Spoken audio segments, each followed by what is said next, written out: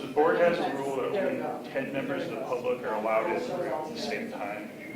So, I mean, even though we're practicing safe distancing, how can they say that only 10 people?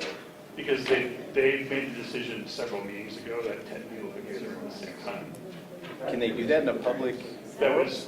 Sir, this sign right here says maximum occupancy 141. Can you please direct us to any changes from this sign right here that says maximum occupancy 141? I can show you the policy that the board passed in March or April in order to. Was there public comment for that?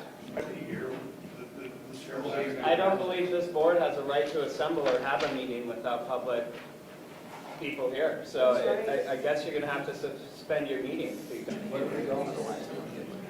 don't want to do that today, all right, now? We really don't want to do that. You're going to arrest us if we don't. Are they not going to have the meeting? They're going to have the meeting, we're going to bring 10 people in, and then they'll start. And then there's ways of public comment. So what you're gonna do is put us all in a big ball of people, because you can't have 10 people swarming around. You're gonna put us I all. noticed no one up there's wearing masks, but they all want to tell us to wear masks. That makes no fucking No sense whatsoever. I understand what you're So saying. you guys are not wearing masks, but you want to put masks on me? Are you going to tell me that that's not right? Are you going to kick this out of your, my constitutional right to be in? I'm not kicking you out of here because of your constitutional rights. No, because you're going against my constitutional rights. Sir, what I'm saying is that right now, the state of Montana has a statute that says the sheriff has to enforce a law that is made by the health board. So, Sheriff does not have. I'm sorry, health board does not make laws. I'm Not sorry, a legislative I'm sorry, body. ma'am. You know I'm In the right. state- In the state of Montana, it does right now. The sheriff No, is it not bound. doesn't. The You're sheriff not is bound to elected protect our officials. constitutional They're no rights. legislative I body. So understand you're what you're saying. going to ask because I'm us to asking go you- out in the hallway I'm asking you to go out in the hallway. and congregate where we're a lot closer than 6 feet. In here, we're a lot spread out more. I understand what you're saying. Explain that to me. Okay. So Right you're- now, You're putting us in asking danger you by to going go out there. No more danger than you were just a second ago. there. A lot less danger in here because we're less close to the You know, you mentioned common first, the sheriff's obligation to enforce the governor's whatever. Right. But the governor didn't pass any law, the legislature didn't pass. I understand that is something that has to be taken up in court. But it's the sheriff's responsibility First agenda item to is protect going to their be constitutional Yes, rights. yes, it is. And there's things right now that we have to take up in court because of the way the statute's written. Well, there should be. the entrance of the public, Yep. not people, 10 members of the public can gather safely at a time. There's a waiting room downstairs. There's also a waiting room.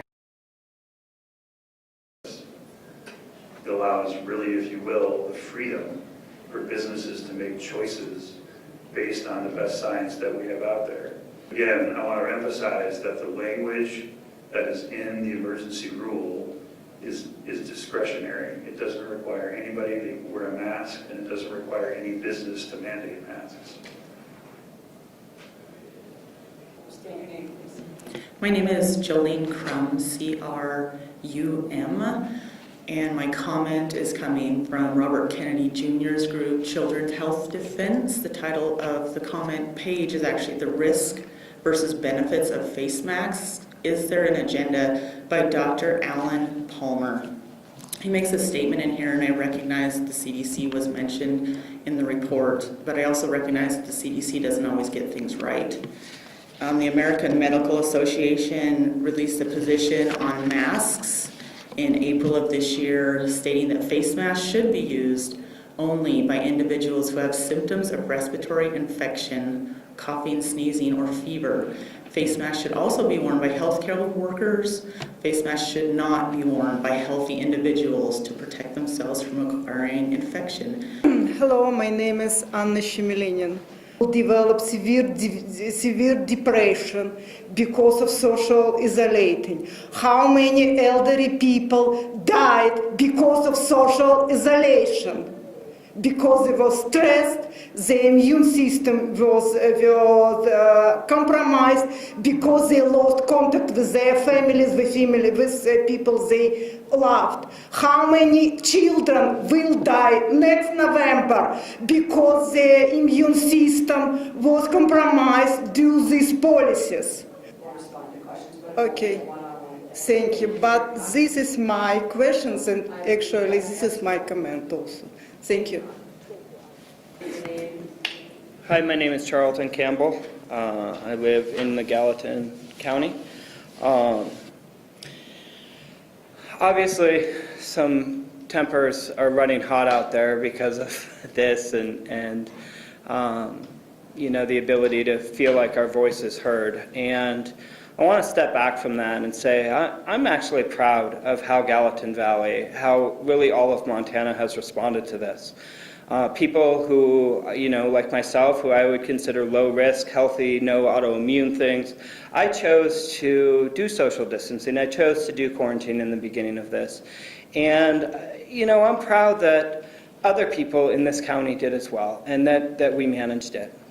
But I have some concerns moving forward, and they are based, you know, around my business, around my livelihood, and really around sort of the grouping that's happening that I believe is completely unjust. And I'm just going to be specific to the issues that are affecting me and my family.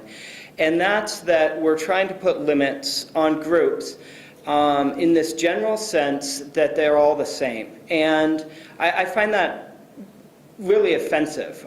We have the ability in certain events to be very, very conscious, and yet we're being grouped into this category, and you're making decisions that I don't feel are right. I don't actually feel that they're even legal for you to ban those kind of events.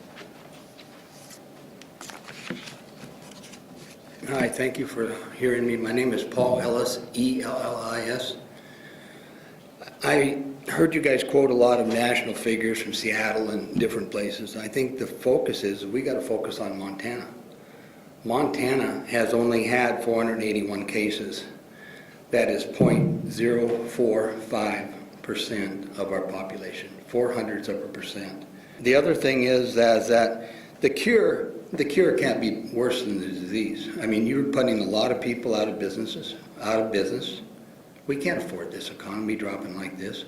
Let's use some common sense here when we open up our county and our state, and don't judge it on a national level.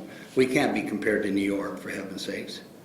We got to look at Montana figures, and to require people to wear masks or ask businesses to mandate that is not right. Thank you. Thank you.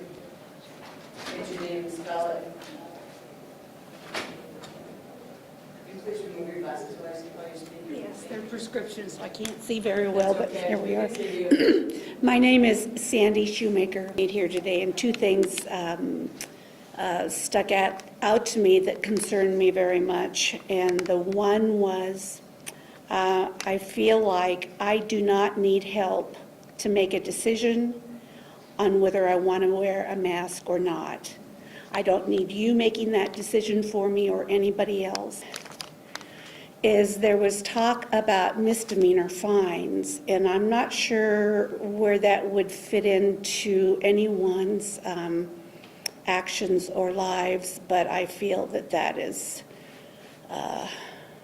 against everything that America stands for, and freedom, and home of the brave and land of the free. And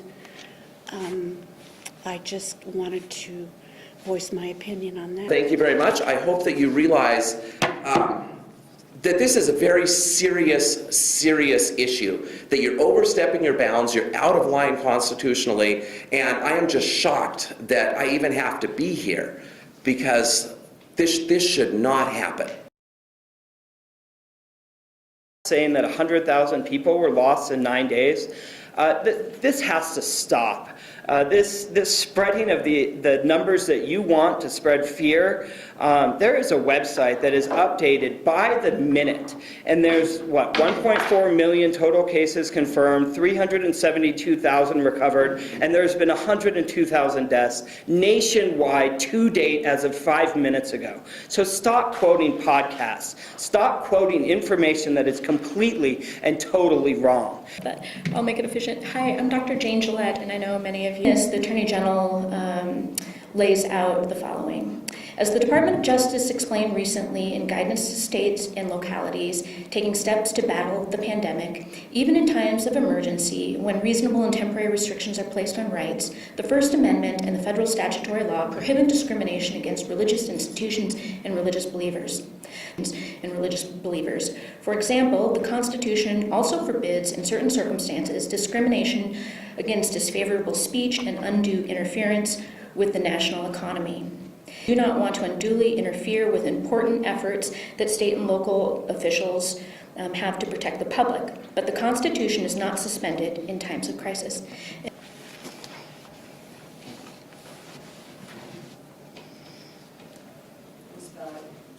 John Betancourt, last name Betancourt. I'd like to focus in on two particular areas. One, the health issues based around sports, and two, the undue strain on law enforcement and the stress that also generates between the public and law enforcement. So firstly, I'd like to mention that a lot of these constraints on where people can go, when they can go, how many people they can be around, has long-standing ramifications, because we're actually creating an environment where people are going to forget how to socialize. They're going to forget how to integrate into public, and that's right. And now we're just adding extra things for people to be ratting on each other about and be nosy about. Do we really need to be creating that kind of temperature and environment for ourselves? I think we're setting ourselves up for a lot more disaster than we really need. Get what I'm saying?